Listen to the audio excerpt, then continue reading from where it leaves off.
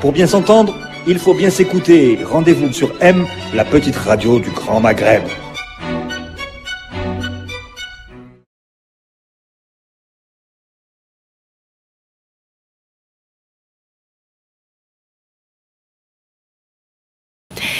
Alors, très bien, on a fait le tour. On va commencer. Le ton a été donné. L'actualité qui nous aura marqué, qui aura marqué tout le Maghreb d'ailleurs cette semaine, c'est la Tunisie et les élections en Tunisie. Transition réussie, élections sans heurts. Ennahda qui reconnaît sa défaite. 3 ans après sa révolution, c'est un sans faute pour cette nouvelle petite démocratie. Qu'est-ce que vous en pensez, Saïd, parce que Saïd a beaucoup écrit sur la Tunisie. Saïd. Alors, pour la Tunisie, ce qu'il faut remarquer, c'est qu'effectivement, Ennahda n'est plus premier. Ça ne veut pas dire que c'est la débâcle. Il n'est plus Qui aurait pensé ça? Il n'est plus le premier parti tunisien. Et ils n'ont pas l'air d'être très mécontents de ça, parce que gérer actuellement la Tunisie, ce n'est que des problèmes à gérer. Donc, ça, il faut le remarquer. Le second élément, c'est de dire qu'en fait, et ça, c'est un enseignement général, c'est que il suffit que les islamistes gèrent pour que la société commence à avoir un regard plus réaliste sur leur capacité à résoudre les problèmes. Et ça se traduit par des élections où ils peuvent reculer. Voilà. Et l'alternance devient possible. D'accord. Répondez d'abord à... Est-ce que vous êtes d'accord avec lui? On peut répondre déjà à la première question et puis après on enchaîne sur le revers. Oui, sur le revers des islamistes. Vas-y, Khaled. Moi, je pense que c'est tous un sans faute. Parce que la Tunisie est passée par des péripéties depuis janvier 2011. Il y a eu des déceptions, il y a eu des assassinats politiques. Et il y a eu aussi ces élections d'octobre 2011. Et je rejoins Saïd quand il dit que lorsque les islamistes exercent le pouvoir, on ressent la différence. Bon, ils l'ont exercé. Apparemment, les Tunisiens ont été déçus dans leur majorité et ils ont choisi le changement. Et donc, ils ont choisi le changement. Et je pense que Ennahda n'a pas perdu ces élections. Ennahda sort vainqueur de ces élections. L'image a frappé tout le monde, c'est celle de Ranouchi qui téléphone à Khaït Sebsi pour le féliciter. C'est inédit, unique dans le monde arabe. On a vu ça qu'en Occident et je pense que c'est une avancée démocratique. Oui, bon, Abed. Non, il y a tout ce qui est positif dans cette histoire tunisienne. Donc, ça a été suffisamment écrit pour qu'on ne prenne pas la peine de le répéter. Par contre, il y a quelques éléments qui sont un peu troublants. Le premier, c'est la volonté délibérée de Ennahda de mettre le frein à main. Ennahda n'a pas fait campagne. Ennahda a délibérément choisi de ne pas prendre le pouvoir. Ils ont vendu le match. C'est-à-dire, Abed, qu'est-ce que tu veux dire par là? Qu'est-ce que tu veux dire? Ennahda ne voulait pas exercer le pouvoir. Il y avait tellement de pression internationale. Et Ranouchi est un homme lucide. Il a compris que c'était pas jouable. Il a choisi de ne pas gagner l'élection. Le deuxième élément, c'est que cette coalition hétéroclite, le renouveau tunisien n'est pas là. C'est des anciens de Ben Ali, un peu soft, qui reprennent le pouvoir. Et la troisième chose, c'est la déconfiture de la gauche tunisienne, de la gauche. Ouais. Les amis de notre ami Hassan sont pleins de... Et on se rend compte que au niveau de la société, s'il te plaît, est-ce qu'on peut rappeler le pourcentage? Je les ai pas en tête. Au sein de la société, moins de 17%. Ils sont pas très présents au sein de la société, ce qui n'enlève rien à leur mérite. C'est le constat sociologique dans ces pays. Par contre, ce qui est formidable, ce qui a été formidable en Tunisie, c'est que la Tunisie nous rappelle un élément de base de la politique. La démocratie se construit. En Tunisie, rien n'est fait. Et aujourd'hui, les islamistes sont battus. On se rend compte que tout est à faire, exactement comme au premier jour. Comme au premier jour de l'indépendance. La politique, c'est un travail qui ne s'arrête jamais. Et la construction démocratique ne doit jamais s'arrêter. La scène. Une image, moi, ce que je retiens des élections tunisiennes, c'est d'abord l'ambiance d'un véritable enjeu électoral. Quand il y a un véritable enjeu électoral, ça se ressent réellement. Avec Saïd Jafar, on a été avec des amis tunisiens pour lancer l'édition marocaine du Huffington Post il y a 3 jours.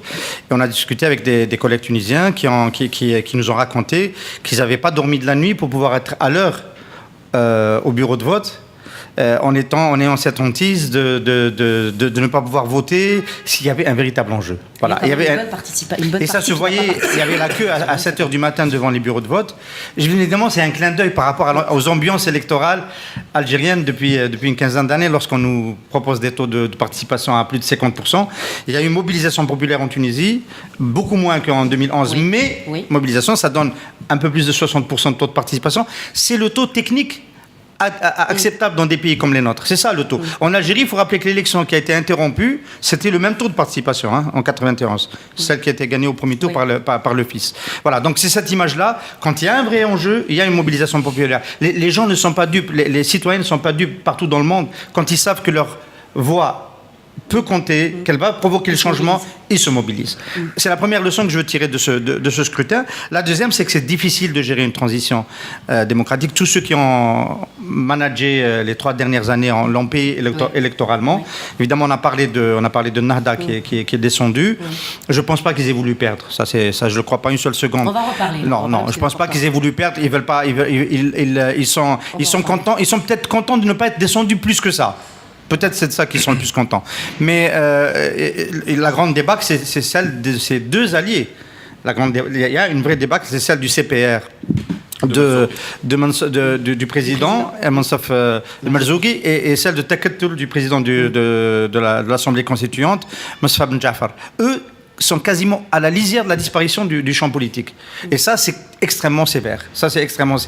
Alors que moi, je veux rendre hommage au rôle qu'ils ont joué, que ces deux personnalités ont joué durant cette transition. Ces deux personnalités ont permis de construire un attelage politique qui permette de faire la transition. Ils sont candidats au Nobel, ces deux types. Normalement, c'est les prochains Arabes candidats au Nobel. Mais je suis content d'être d'accord avec Abed. Je suis même surpris, mais effectivement, ils le payent très cher, mais ils ont joué un rôle, effectivement, et je crois que l'histoire retiendra ce rôle-là. Voilà. Oui. Alors, moi, j'ai rien dit. Ah oui, excuse-moi, Abdelkarim. Excuse-moi. Non, excuse-moi.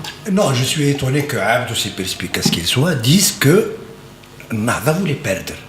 Non, Nahda a tout fait pour gagner. Nahda a subi une débâcle. Ça, c'est mon point de vue. Pourquoi ? Parce que c'est un parti qui est né il y a quand même peu, qui a remporté les élections. Ça, c'est un premier élément. Le taux de participation par rapport à 2011 a reculé. Il y a la désillusion des Tunisiens par rapport à tout ce qui s'est passé, par rapport justement au comportement de la Troïka. Et Marzouki et Ben Jafar ne méritent pas le prix Nobel parce qu'ils ont failli conduire la Tunisie vers le chaos, y compris avec Nahda. C'est une catastrophe ce qui s'est passé durant les années de transition. Il y a eu quand même des assassinats politiques, on a instrumentalisé le terrorisme, on a essayé d'instrumentaliser... Oui, y compris Nahda. Surtout Nahda. On a essayé quand même de mettre en avant le Bourourou, comme en Algérie, du terrorisme et de Ansar Sharia, qu'on a manipulé et qu'on a laissé faire. Je parle de la Troïka, mais je parle de la Troïka au pouvoir. Je parle de Nahda, Takattoul et le parti de Marzouki, le CPR. Non, ils ne méritent pas le prix Nobel, ces deux-là. Je crois que... C'est pas nous qui donnons le Nobel de toute façon. Oui, heureusement. Non, ça veut dire quelque chose quand tu dis qu'ils méritent le prix Nobel. Ça veut dire qu'ils ont permis à la Tunisie de faire une transition pacifique. Ce qui a permis à la Tunisie de faire une transition pacifique, c'est la rue tunisienne. C'est grâce à la pression de la rue tunisienne que Nahda a reculé et a mis de l'eau dans son vin. Excusez l'expression. Donc, oui. Ça veut dire que Nahda n'a pas pu aller jusqu'au bout de sa logique parce qu'elle s'est imposée comme tuteur, elle voulait s'imposer comme tuteur de la nation. Rappelez-vous les débats sur la Constitution. Rappelez-vous les formules qu'elle proposait. Je crois que les Tunisiens voulaient maintenir la cohésion sociale qui a été toujours préservée en Tunisie, y compris sur Bourguiba et Ben Ali, même parfois au prix de la dignité des Tunisiens. Lorsque les Tunisiens ont repris leur dignité, ils ont dit basta, c'est fini, personne ne passe. Cette fois, il faut qu'on impose une démarche. Cette démarche, c'est l'aboutissement du processus démocratique engagé en janvier 2011. Il a l'impression en désaccord avec. Il a l'impression d'être dans un meeting populaire. C'est une lecture totalement biaisée. La Tunisie est arrivée à bon port parce que Nahda et les deux autres partis de la Troïka ont maintenu le cap. Parce que tous les poussés, il y avait eu, durant toute cette période de transition, des tentatives de rétablissement du système policier. Il y a eu des éradicateurs qui poussaient au coup d'État. Il y a eu des extrémistes islamistes qui voulaient... il y a eu de différentes manières des tentatives de pousser les clivages vers l'extrême.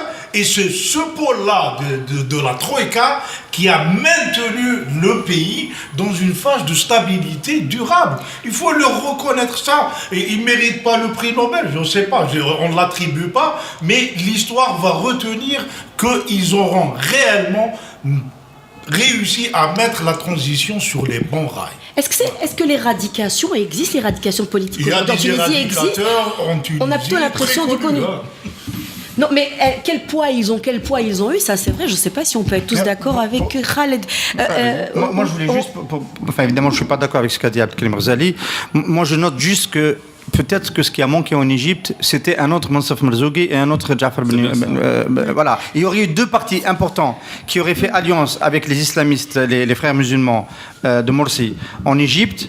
Il y aurait eu cet effet d'amortissement, ce coussin politique qui aurait évité qu'on puisse cibler uniquement les islamistes et créer un clivage du type de celui qui a provoqué le retour des militaires en Égypte. Donc il faut bien voir effectivement que de ce point de vue-là, moi je suis tout à fait d'accord avec ce qu'a dit Saïd, il y a eu une stabilisation, une sanctuarisation de la gouvernance grâce à la Troïka. Alors, est-ce qu'on peut parler maintenant de ce revers toi, tu as parlé de débâcle, de ce revers. Je vais rester soft. Des islamistes, il y a 3 ans, ils ont remporté les législatives et ils étaient forts. Et aujourd'hui, les Tunisiens n'en veulent plus. Comment est-ce qu'on explique ça? Ou une bonne partie n'en veut pas. En tout cas, ça s'est vu dans les urnes. Ils n'en veulent pas voir. Ils ont quand même 70 sièges sur 212. La différence de sièges. C'est pas rien. La différence de sièges, c'est 15, je crois. Il y a 15 sièges de différence. C'est le deuxième parti de Tunisie. Quand même, il faut le redire. Ouais. C'est le deuxième parti qui peut, dans 3 ans ou dans 5 ans, quand il y aura d'autres élections, qui peut aspirer à gouverner. Donc ce n'est pas une débâcle. Ouais. Si on regarde bien, c'est le premier parti de Tunisie. Parce que c'est le parti si on veut, c'est effectivement. Qui a de la consistance politique, qui a une doctrine, une vision des choses. Nida Tunis, c'est une alliance qui n'a pas d'avenir. Elle s'est faite par opposition à Ennahda, mais il n'y a pas un socle politique ou idéologique commun au sein de... Donc voilà, Ennahda a reculé, c'est bien, je m'en félicite, mais dire que c'est une débâcle, c'est un manque de lucidité qui me semble... Je crois que même Rennouchi s'en félicite de ce recul. Alors, les élections présidentielles dans un mois, est-ce que tout peut se reconstruire? D'ici un mois, il va y avoir un jeu d'alliance. Là, c'est raison. Est-ce que l'alliance... Nahda n'a pas de candidat. Alors, donc c'est déjà, ils l'ont annoncé d'avance, ils n'ont pas de candidat. Ouais. Donc Nahda peut être un arbitre, c'est-à-dire entre les différents candidats, elle peut choisir l'un des différents candidats. Nahda appelle à une entente consensuelle sur un an. Il n'est pas sûr qu'ils l'auront. Moi, je pense que pour cette présidentielle, Nahda est très à l'aise parce qu'elle est en observateur. Voilà. On a perdu les élections législatives, on est arrivé deuxième. On va essayer de ne pas entrer dans une deuxième bataille que nous perdrons forcément parce qu'il est clair que si on voit les résultats des législatives, il est clair que le candidat d'Ennahda, s'il y avait candidat, n'aurait pas pu gagner cette élection présidentielle. Il y a toujours une déception au sein de la classe. C'est ce qui me fait rire que lorsque j'entends parler de prix Nobel, c'est que nous essayons en Algérie d'être plus royalistes que les rois, plus tunisiens que les Tunisiens, parce que Monsaf Marzouki est extrêmement impopulaire en Tunisie. Monsaf Ben Jafar est extrêmement impopulaire en Tunisie. Donc lorsqu'on parle de prix Nobel pour 2 Tunisiens impopulaires, ça fait rire beaucoup de mes amis tunisiens, mais c'est vrai qu'ils ont eu ce courage de maintenir le cap, c'est vrai. Mais comme la société tunisienne est impatiente de résultats, donc ils sont déçus parce qu'on fait cette trioca. On ne choisit pas ses amis, c'est vrai. Alors, est-ce que le roi, tu l'as été aussi un peu, en parlant au nom des Tunisiens. Heureusement qu'il y a un peu. La question, c'est pourquoi les islamistes ont reculé. Il faut faire attention. C'est-à-dire qu'on pourrait avoir tendance un peu à considérer qu'il y a une sorte de désillusion sur le terrain idéologique. Ils vont nettoyer le pays, etc. Ils ne l'ont pas fait et tout. de mon point de vue, c'est essentiellement le réel de la situation économique qui les a rattrapés. Alors, ce réel de la situation économique, c'est-à-dire de la difficulté de la création pour créer de l'emploi, pour désenclaver les régions qui ont fait la révolution. Ils ont fait une campagne sur Tenmiyat al-Jihad, les régions, notamment celle de l'Est frontalière de l'Algérie. Ça s'est pas fait, il n'y a pas eu d'investisseurs. Le budget de l'État tunisien ne permet pas, comme en Algérie, de créer des emplois soutenus, etc. Donc ces régions-là ont aussi sanctionné Nahda. La question, c'est de savoir, est-ce que ceux qui vont venir vont pouvoir faire mieux? Parce qu'en Tunisie, chez les élites, entre guillemets, occidentalisées, on dit toujours, les islamistes ne savent pas gérer l'économie, et les Tunisiens s'en sont rendus compte. Ils seraient arrivés dans un contexte de croissance normale, ils seraient restés au pouvoir. Ils seraient restés au pouvoir. Et aujourd'hui, on verra bien que il y a l'ancien gouverneur de la Banque de Tunisie qui est candidat pour les présidentielles, Moustapha Nabli. Ça va être tout aussi difficile pour ceux qui sont supposés connaître l'économie. Ça va être tout aussi difficile. Est-ce que ces résultats, et là on répond à la question, est-ce que ces résultats peuvent impacter ceux de la présidentielle? Tout le monde donne Gaïd Sebsi comme favori pour les présidentielles. Pour Nahda, elle n'a pas présenté, le parti n'a pas présenté de candidat pour la présidentielle parce que ça confirme qu'il voulait gagner, parce qu'il tablait sur la gestion de l'exécutif. Ils ont mis le paquet sur les élections législatives parce qu'ils savent très bien que les véritables pouvoirs sont entre les mains du chef de l'exécutif. Donc ils ont mené campagne pour il faut dire aussi à Abdelkrim, excuse-moi, que Nahda n'a pas un personnage emblématique qu'elle peut présenter comme candidat à cette élection présidentielle. Contrairement à Tunis, oui, mais qui n'est pas... Oui, mais El Ranouchi, son image a beaucoup pâti ces 3 dernières années. Non, parce je pense que les Tunisiens auraient accepté d'avoir Ranouchi comme président de la République, ça m'étonnerait. Non, ils auraient pu présenter Ranouchi, ils ont préféré garder Ranouchi comme arbitre national. C'est ça la conception des frères musulmans. Écoutez, le jeu des alliances, avant les présidentielles, je pense que le jeu des alliances va se décider dans les jours qui viennent. Ça dépend de est-ce que Nida Tounes fait un gouvernement d'unité nationale ou est-ce qu'il fait un gouvernement uniquement avec ceux qui sont proches de lui. Il y a eu un flottement dans les 48 heures qui ont suivi l'élection présidentielle. Les premiers discours laissaient entendre qu'il y aurait un gouvernement d'union nationale. Ensuite, il y a eu cette fameuse phrase qui a dit, je crois que c'est Gaïd Sebsi qui a dit, on gouvernera avec ceux qui sont proches de nous. Avec la même famille politique. Et tout le monde, et après les titres, notamment dans la presse algérienne, ont tout de suite déduit qu'il n'y aura pas de l'alliance avec Nahda. Au jour d'aujourd'hui, on n'en sait rien. C'est encore une négociation. Il faut dire ici que les Occidentaux, pour une fois, c'est moi qui ai introduit le paramètre d'influence internationale, pousse au gouvernement d'unité nationale. Les Occidentaux considèrent que l'attelage tiendra mieux avec Nahda dans le gouvernement. Nida Tounes a fait une campagne anti-Nahda. Gaïd Sebsi a fait une campagne et il doit rester sur cette position pour les présidentielles parce qu'il faut mobiliser face à un candidat. L'autre candidat qui va être en face de Gaïd Sebsi, ça va être un candidat qui va être soutenu par Nahda obligatoirement. Donc on est dans une situation, où c'est pas encore tranché. Oui, mais le fait de je pose une question. Introduit à mon avis un élément qui est essentiel. Ce qui s'est passé en Tunisie a bénéficié d'un appui international qu'on a rarement vu, qu'on n'a jamais vu. On peut dire qu'on l'a jamais vu. Les Américains, les Français, les Qataris, l'Algérie, tout le monde était d'accord et a agi à fond pour que ça réussisse. Ça m'amène à une hypothèse, disons un soupçon que l'Algérie a soutenu cette démarche. Parce qu'au bout du compte, on peut avoir Gaïd Sebsi comme président de la République en Tunisie et du coup, le 4e mandat n'apparaît plus aussi incongru. Oui. Sauf qu'il est élu démocratiquement. Ouais. Tu veux enchaîner, tu veux lui poser une question. Non, Ersan a dit, et qu'il est parfaitement valide. C'était ma transition. Que les islamistes vont soutenir un candidat. Moi j'ai dit, quel candidat? Au vu des résultats des législatives, j'imagine que, par éthique, Monsaf Marzougui et Ben Jaafar doivent se retirer, doivent jeter le tablier. C'est-à-dire les résultats qu'ils ont eus lors des législatives sont tellement... Parce que c'est vrai que c'est la vraie débâcle. J'ai exagéré en disant que Nahda a été une débâcle, mais pour Monsaf Marzougui, pour le Tekittul et le CPR, c'est vrai que c'est une débâcle. Alors, ils vont soutenir qui, les islamistes? C'est-à-dire je ne vois pas une figure, en dehors de ces deux-là, que pourrait soutenir le mouvement Nahda, qui a quand même un peu moins de 30% des élections, qui reste la deuxième force du pays. Par contre, il y a eu un élément que mon ami a annoncé, Abd a dit tout à l'heure, par rapport à la gauche tunisienne. Non, Abd, quand même, ils sont en 4e position. C'est la 4e force du pays. Je crois qu'ils ont quand même... Je crois quand même ils ont fait même une petite percée par rapport aux élections de 2011. Le Front populaire a réussi quand même à glaner des points et des sièges quand même intéressants. Il faut qu'on regarde bien.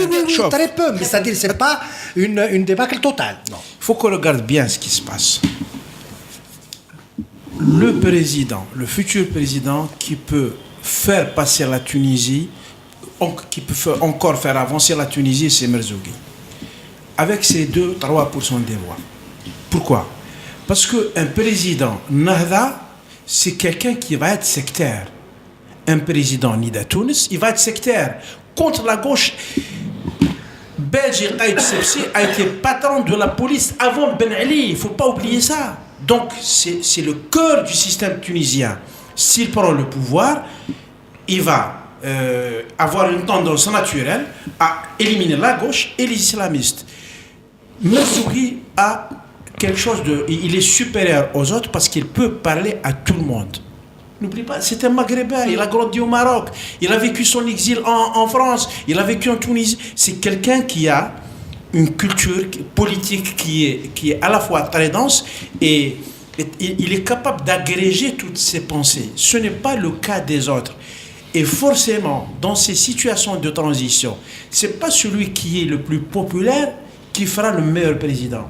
C'est celui qui est capable de parler à des courants qui sont très éloignés les uns des autres. C'est celui qui peut faire la jonction.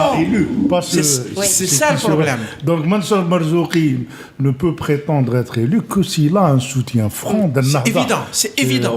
Nahda et Nida Tunis et Takatoun, il faut qu'il brasse chez les trois. Il faut qu'il... Si ces et à mon avis, il est mal barré. En fait, à mon avis, la question se pose autrement. Est-ce que ces gens-là pensent que la Tunisie a gagné, que la transition est finie, ou là, ils se rendent compte que c'est encore à construire. S'ils pensent que c'est à construire, ils vont mettre du lben dans leur eau et ils vont y aller doucement. Et donc, s'ils pensent que c'est fini, on va revenir à un système... En fait, la composition même de l'Assemblée, on leur envoie un message que c'est à construire. Il n'y a pas de majorité franche qui permettrait à un courant de gouverner de manière solitaire.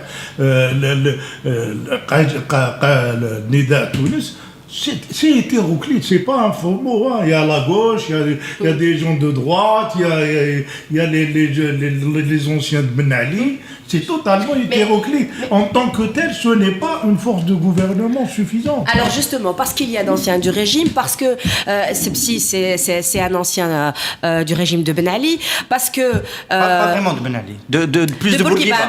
D'accord, on va dire un Bourguiba. C'est quand même pas tout à fait la même chose. 87 ans, ce qui aurait pu, c'est-à-dire là vous analysez la situation et vous ne parlez pas au nom des Tunisiens. Moi j'aimerais bien comprendre ce qui s'est passé.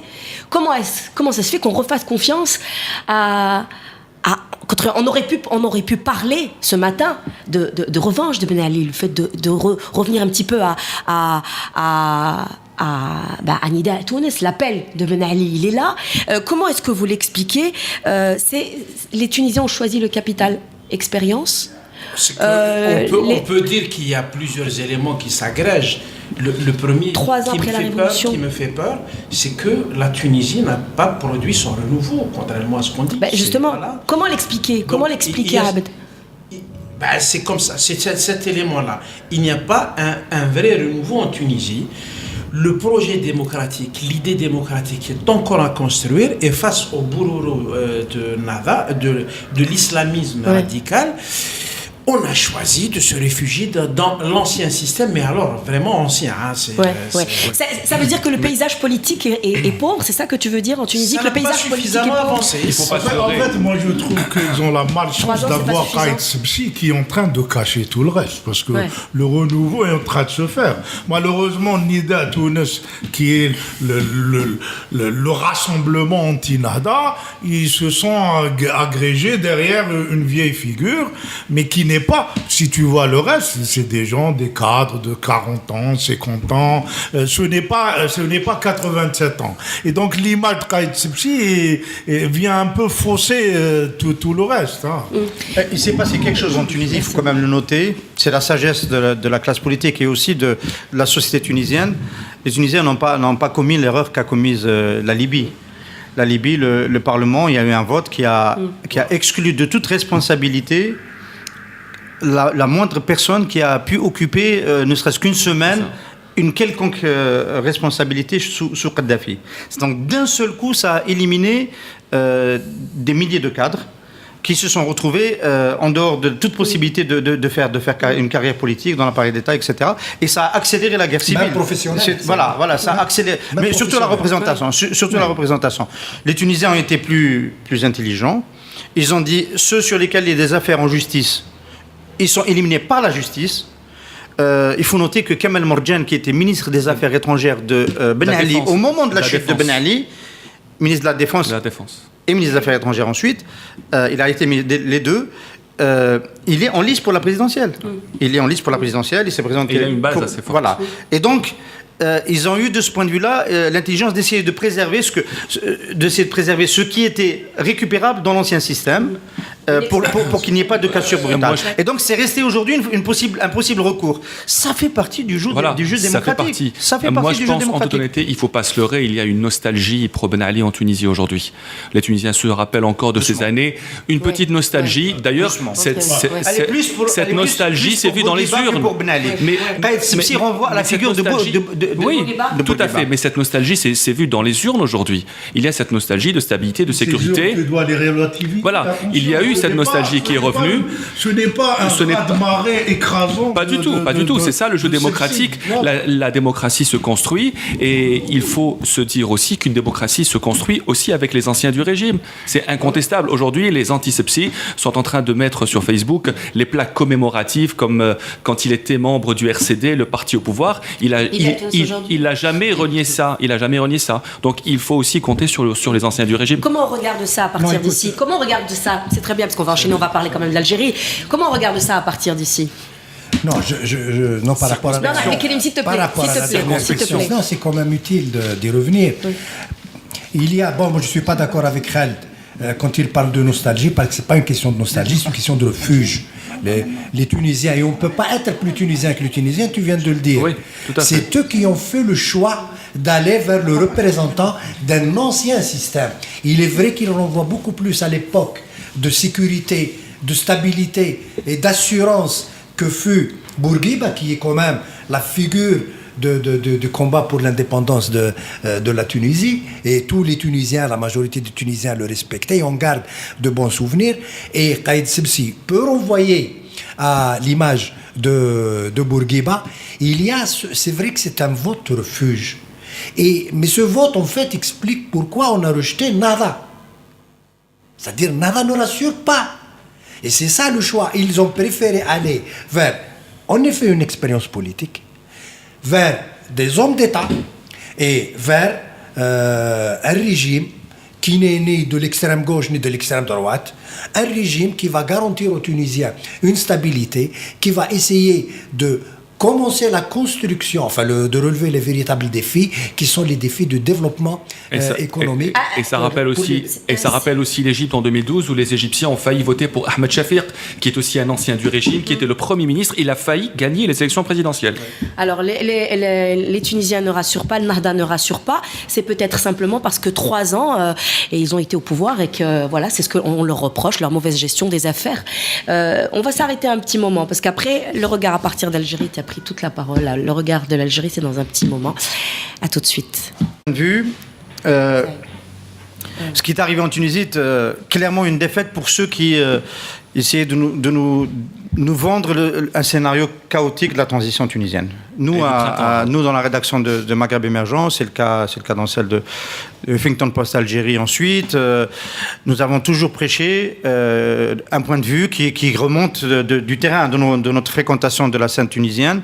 La Tunisie va réussir sa transition. C'est pas encore totalement gagné, bien sûr, mais il y avait une tendance à noircir le tableau systématiquement quand il s'agissait de la Tunisie. Au départ, c'était la position de l'État algérien, du pouvoir, du système, du cœur du système, qui avait peur, parce que ça s'est passé à un moment charnière. En 2011, au même moment, il y a eu des émeutes en Algérie, ça a failli, en même temps que l'Égypte et que la Libye, ça a failli s'étendre à l'Algérie. Donc, défiance. Il y a eu une attitude de défiance des régimes algériens. Et on est resté un peu dans l'opinion sur ça. La Tunisie, il ne faut pas y aller, c'est le chaos, les islamistes sont pris, la société est en train de changer, etc., etc. Ça a commencé à s'infléchir depuis une année parce que les Algériens se sont remis à fréquenter la Tunisie pour les vacances et puis se sont rendus compte que il y avait un processus électoral. Et les politiques se sont impliqués plus que ça. Et l'attitude des régimes a aussi un peu changé. Ouais. Abed a posé la question tout à l'heure, on peut revenir dessus, a dit pourquoi l'Algérie aussi est dans cette coalition mondiale pour faire réussir la transition tunisienne. Je préfère ne pas répondre tout de suite, mais c'est vrai que ça a changé. Ça a changé de sorte qu'aujourd'hui, on considère que c'est un processus qu'on peut adouber, il ne va pas avoir d'incidence majeure sur la région. Si Alger voit d'un bon œil, ou en tous les cas n'est plus hostile à ce qui se passe en Tunisie, c'est parce qu'on considère que ce n'est pas l'expérience tunisienne qui va donner envie aux Algériens de faire le changement. En fait, c'est ça. Ça peut marcher en Tunisie, mais ce n'est pas pour autant que les Algériens vont vouloir dire « Ah, nous aussi, on veut avoir de vraies élections ». Moi, je pense... Peut-être que c'est une erreur de faire ce jugement. Je ne sais pas, j'invite tes amis à... Pour revenir sur ta question, il y a deux visions. Il y a la vision de la rue algérienne et la vision du gouvernement. Moi, personnellement, je pense que ce qui s'est passé en Tunisie est une très mauvaise nouvelle pour les autorités algériennes. Souvenez-vous, pendant toute la durée de la campagne électorale, c'était le mot d'ordre du clan présidentiel, la stabilité. Nous, c'est la stabilité. Il ne faut pas faire ce qui se passe en Tunisie. Regardez ce qui se passe en Tunisie, notamment en Libye, en Égypte. Moi, j'ai parlé personnellement avec des responsables qui disaient « Regardez où va aujourd'hui la Tunisie, on ne veut pas arriver à ce stade. » Eh bien là, ils sont un peu perdus parce qu'ils voient que le processus en Tunisie a commencé sa construction. Donc ce n'est pas un mauvais printemps arabe. Ce n'est pas la débandade qu'a connue forcément la Libye ou encore l'Égypte ou la Syrie. Donc la stabilité... Renouchi, exception a été reçue en Algérie combien de fois ? Plusieurs fois. Ils ont été reçus plusieurs fois. La bipolarisation, le gouvernement algérien l'a acquise. Parce que le gouvernement algérien ne peut pas montrer une préférence. Il est obligé de les recevoir tous les deux. Il est obligé de recevoir les deux têtes de parti en Tunisie. Donc c'était ça l'objectif aussi. L'Algérie a peut-être encouragé. On peut expliquer très simplement, peut-être même trivialement, pourquoi l'Algérie n'est plus hostile au processus tunisien. Il y a déjà un désordre massif en Libye. Ils n'ont pas besoin que la Tunisie rejoigne la Libye dans cette foire. Et donc, la meilleure manière de le stabiliser, ils ont compris. On aimerait bien qu'ils le comprennent aussi pour l'Algérie. C'est qu'un consensus démocratique qui rassemble tous les courants, c'est la meilleure manière de stabiliser le pays. Et la Tunisie, le gouvernement algérien aujourd'hui admet que le processus démocratique est stabilisateur. Il n'est pas en train de créer une situation. J'aimerais avoir cette conviction selon laquelle le pouvoir